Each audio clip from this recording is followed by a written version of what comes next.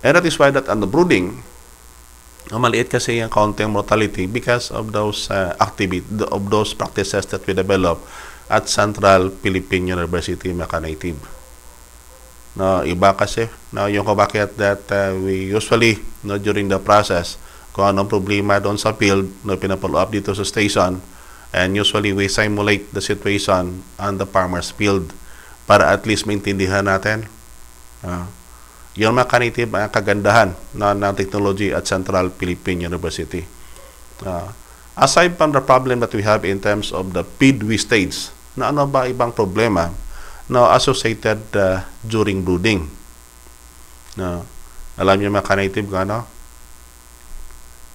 lalo na po ang paglagay ng mga pantambal sa patubigan at saka sa inyong patukaan. Alam niyo Maka-Native ang CCU kasi that is highly volatile na masyado silang mabilis kapitan ng sakit.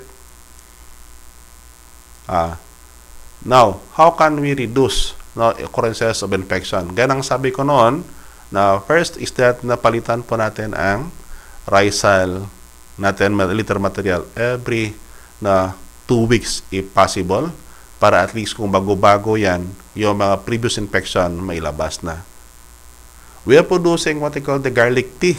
Ang garlic tea naman kasi Maka-Native, masyadong mura yan para sa inyo.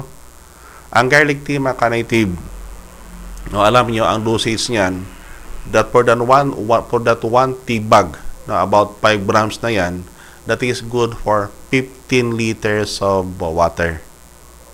Ganyan po kadami ang pili nyo paglagyan. Pero pag gumamit kayo ng garlic tea ng Central Philippine University developed garlic tea, hindi nyo na kailangan na magbigay ng mga vitamins, minerals sa inyong manok. And then, hindi nyo kailangan purgahin ang manok nyo because that garlic tea serve also as a dewormer. Yan Maka-Native. Magkano naman ang presyo ng isang tea bag? Alam nyo magkano? That is only about 16 pesos 17 pesos per tea bag Maka-Native. Less than 17 pesos per tea bag, but that is already equivalent to 15 liters of water.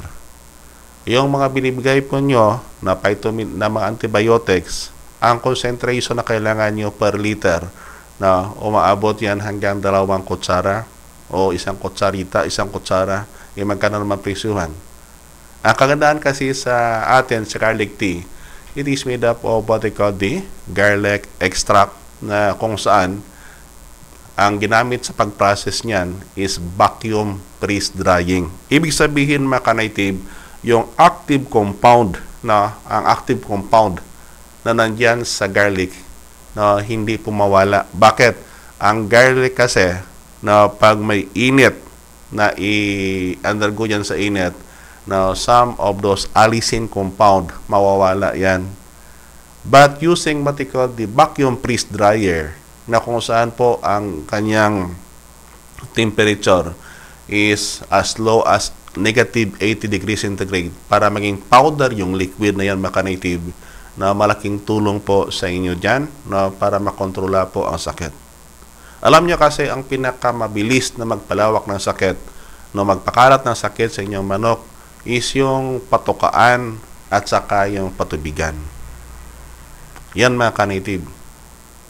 Ang pinakakritika kasi minsan may mahirapan po tayo na kung saan pag ginamitan natin for example yung tubig kasi hindi mo makontrol, pag mataas ang chlorine, delikado din sa inyo mga sisyo.